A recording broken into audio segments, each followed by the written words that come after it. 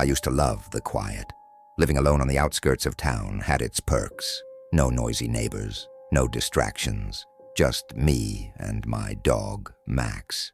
A loyal German shepherd, Max had always been my protector, my companion on cold winter nights. But one night, that quiet turned into something else.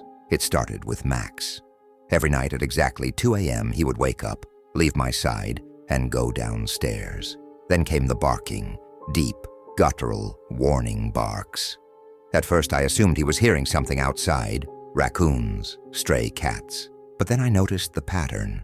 Every single night, Max wasn't scared, but he was alert, like he was warning something or someone to stay away. The nights felt colder.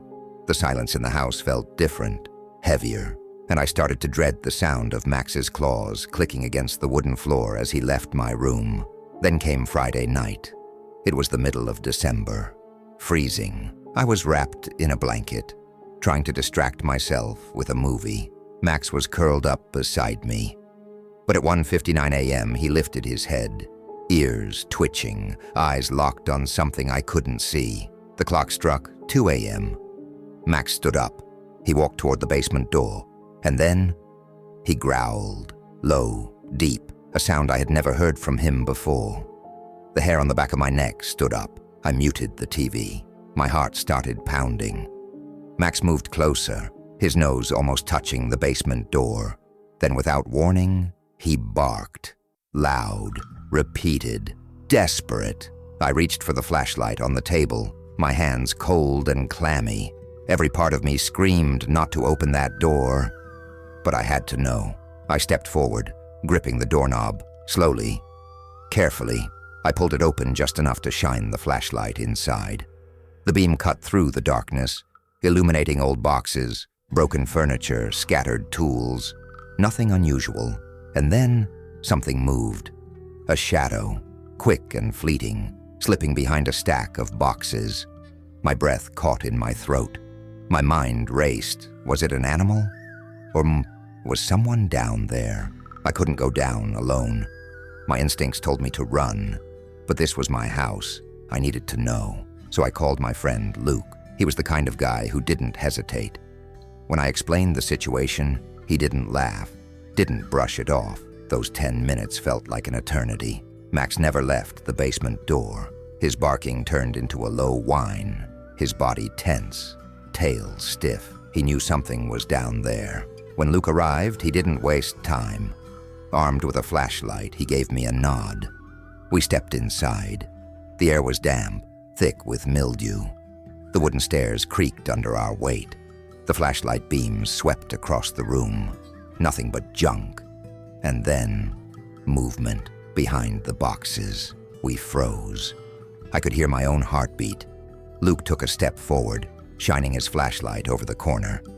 And that's when we saw him, a man, thin, clothes tattered, crouched on the floor, trembling. When our lights hit him, he flinched, raising his hands as if expecting us to hurt him. Luke and I exchanged glances. My mind was racing. Who was he? Then he started crying, words spilling out in a desperate rush. He had lost everything. His wife had died earlier that year. He lost his home, his job, his hope. One freezing night, he found my front door unlocked. Desperate for warmth, he snuck inside, hiding in the basement. I swallowed hard. The thought of calling the police crossed my mind, but looking at him, I couldn't do it. He wasn't a criminal. He was just a man at the end of his rope. I didn't make him leave. Instead, I gave him food, a warm blanket. He apologized over and over, saying he would leave and never come back, but I couldn't send him back into the cold. So I gave him some money and drove him to a nearby shelter. As I dropped him off, he looked at me, tears in his eyes. That night, as I sat back on my couch, Max curled up beside me. The house, finally quiet. I couldn't stop thinking about how easily our lives could fall apart. Since that night, I always double-check my doors before bed. But more than that, I try to hold on to a little more compassion. Because sometimes, all someone needs is a little help to find their way again. When I was young, I wanted to prove that I could live on my own. My parents thought I wasn't ready, but I was determined to show them otherwise. I rented a small apartment through Airbnb. It was a new building, clean, safe, and in a good neighborhood. Everything seemed perfect at first. I unpacked, settled in, and started adjusting to my new life. But then, strange things started happening. I had a little son, Adam. He loved playing with his toys and talking, even though most of his words didn't make sense yet. One day, I heard him laughing and chatting away in his room. I peeked in, expecting to see him playing with his stuffed animals. But instead, he was sitting on the floor, staring at a blank corner of the room. His words weren't clear, but it sounded like he was having a full conversation with someone. I didn't think much of it. Kids have wild imaginations, right? But the next day, things got worse. This time, he wasn't laughing. He was yelling. His tiny face was red with anger. As he screamed at the same corner, he kept pointing and shouting. That night, I woke up feeling heavy. Something was pressing down on my chest. I couldn't move. I couldn't scream. It felt like a nightmare, but it was too real. When I finally snapped out of it, I looked down at my arms. There were scratches, long, red, and fresh. Each night, it got worse. I'd wake up gasping for air, new scratches appearing on my skin out of nowhere. I couldn't explain it. I didn't want to believe what was happening. Now imagine this. If you kept waking up every morning with strange scratches on your body, but you lived alone, what would you do? Would you stay?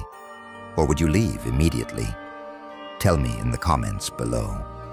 But that was just the beginning.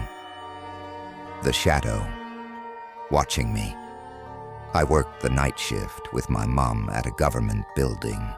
The parking lot had security cameras, and while waiting for my shift to start, I would sometimes glance at the footage. One night, I saw something that made my stomach drop. On the screen, near my car, was a large black shape. It wasn't a person. It wasn't an animal. At least, not any animal I had ever seen. It looked vaguely like a dog, but its form was blurred, like a shadow without a clear shape. I watched, trying to convince myself it was just a trick of the camera. But then, it moved. Not just anywhere. It circled my car. It ignored the other vehicles, only focusing on mine. The next night, it happened again. It was waiting for me. I didn't tell anyone. I didn't want to seem scared. But when I drove home, something felt off. For the first time in weeks, I didn't wake up with scratches. But I was wrong to think it was over. The chase in the woods. My mom lived in the countryside, and about half a mile from her house was my grandparents' place. There was a narrow walking trail through the woods that connected the two. One evening I decided to visit my mom, taking the shortcut through the woods. The sun was setting, and long shadows stretched across the ground. At first the walk was peaceful, but then I felt it.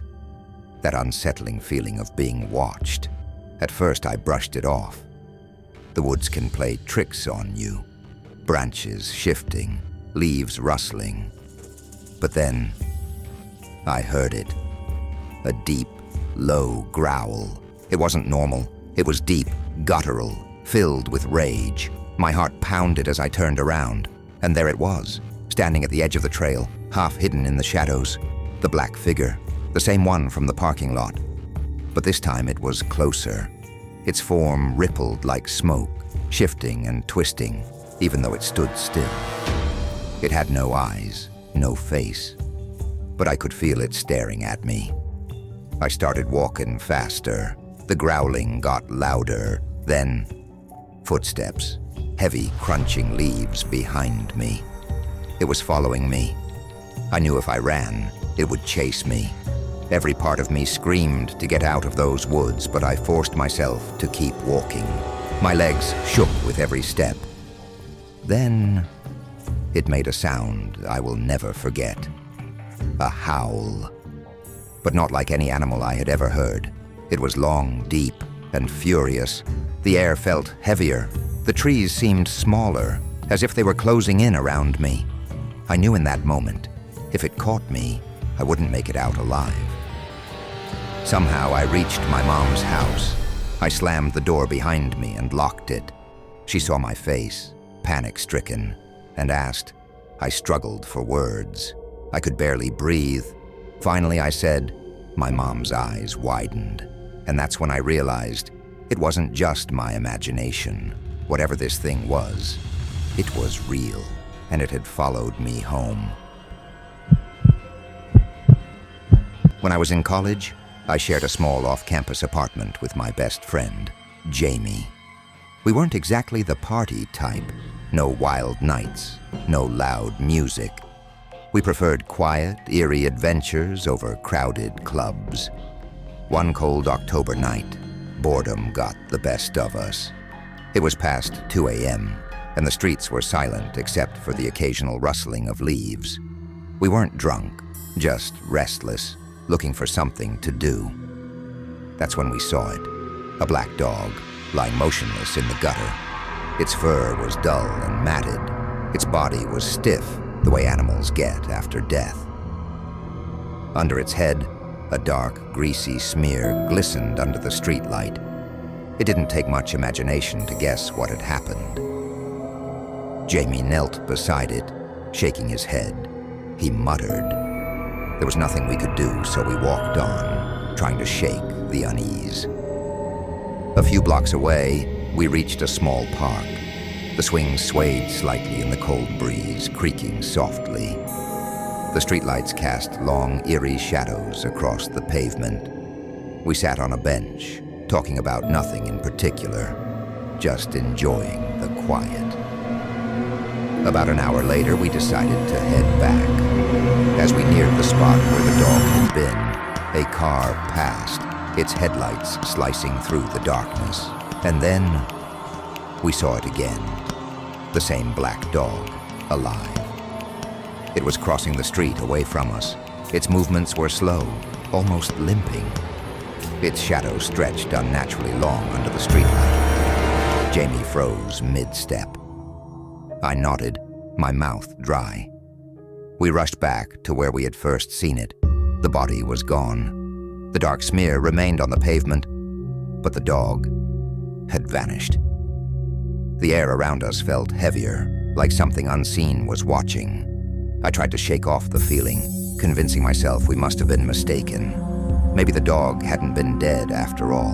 Maybe it had just been hurt, stunned, and somehow managed to get up and walk away. But that didn't make sense. It had been stiff. It wasn't breathing, and that was only the beginning. Something in the dark. A few nights later, Jamie was out, and I was alone in the apartment, trying to study. The building was old, with thin walls and creaky floors, so I was used to strange noises. But that night, something felt different. At first, it was subtle, a faint scratching at the window, software, dragging, like claws against the glass. I told myself it was just the wind or a tree branch. But when I looked outside, there was nothing there, just the empty street, bathed in the sickly orange glow of the streetlights. I closed the blinds. The scratching continued. I held my breath. It didn't stop until Jamie came home. Anything weird happen while I was out? He asked, tossing his jacket on the couch. I hesitated, then shook my head. I didn't want to sound crazy. But over the next few weeks, the dog kept appearing. One night, Jamie and a friend swore it chased them down the street.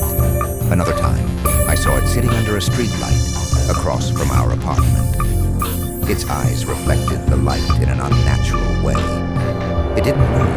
It didn't bark. It just sat there, watching.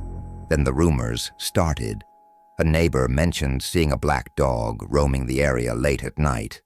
Then our resident advisor left us a note, asking to talk. When we knocked on her door, she led us back to our apartment without explanation. Then she frowned, scanning the room. Pizza boxes, laundry, half-empty cups of coffee.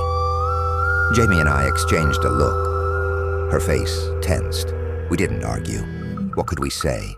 We just nodded, waited for her to leave, and locked the door behind her. But that was nothing compared to what happened next. The final night one cold night in November. Jamie and I were sitting in the apartment, watching TV, when we heard it. A low, guttural growl. It came from right outside the window. My stomach dropped. Jamie stood up, face pale. He grabbed a flashlight and walked toward the window. Slowly, he pulled back the blinds just enough to peek outside. He froze. His whole body stiffened, like he'd turned to stone. My breath hitched. Jamie didn't answer. Instead, he let the blinds fall shut and turned to me. His voice was shaking. We didn't sleep that night. We kept all the lights on, sat in the living room, jumped at every little sound. By morning, the dog was gone, but the unease lingered. Jamie moved out a few weeks later, saying he couldn't take the weirdness anymore. I stayed until the end of the semester, but I never felt comfortable in that apartment again. And even now, sometimes when I'm alone, I still hear scratching